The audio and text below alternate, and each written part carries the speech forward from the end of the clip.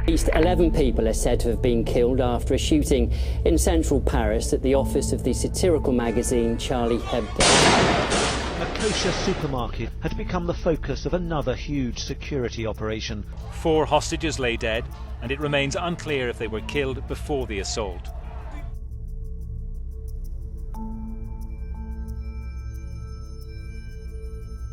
I'm here very much to understand what's happened and share in the grief of all the communities that are in Paris at the moment. To know that the Jewish community feels so frightened and so angry at the Muslim community is so sad. You know, when I listen to the radicals, clearly these people are warping Islamic texts until they're no longer recognizable as Islamic. And the only thing we can do as scholars from England is to open this dialogue.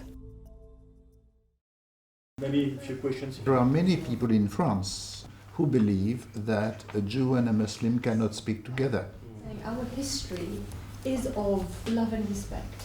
Let us get to know our differences and celebrate them and not knock the other person down. And you are now saying, here we are. We fly specially. First and foremost, they said, we want to come and see the Jewish community.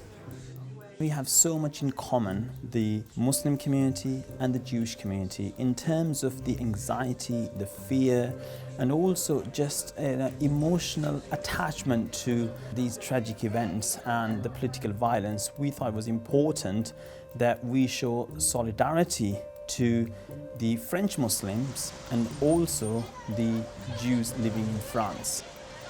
It was beautiful to get to the heart of the issue and for people to feel that level of trust where people felt that they could confide and share their true feelings was incredibly powerful. Raise your hands to pray. Raise your hand.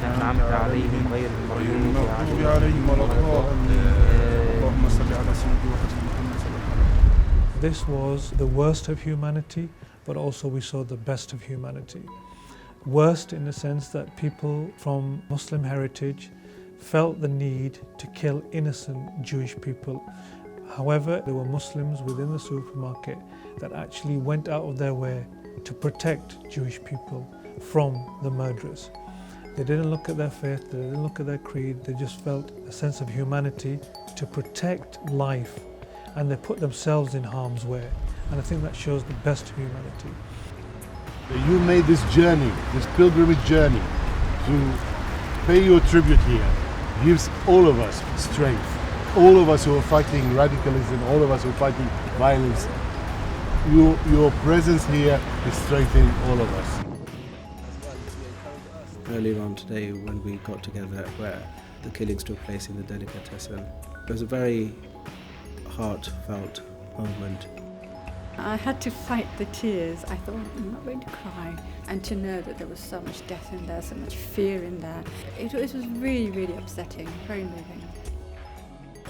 You are there and you feel the horror, but you also felt the joy. We are praying together for a bright, honest future where atrocities such as this don't happen.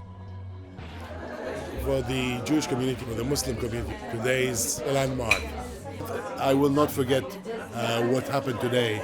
We will build on that for the sake of my children and their children.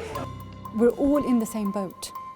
And we really shouldn't be at each other's throats. We need to be working together, the Jews and the Muslims. The whole building itself is amazing, and it kind of really reminds you of the historical connections that we have. We have a moral obligation, British Muslim leadership, to ensure that our people are not radicalized. It's an issue that's affecting people of all faiths and no faiths, the landscape of Europe and across the world.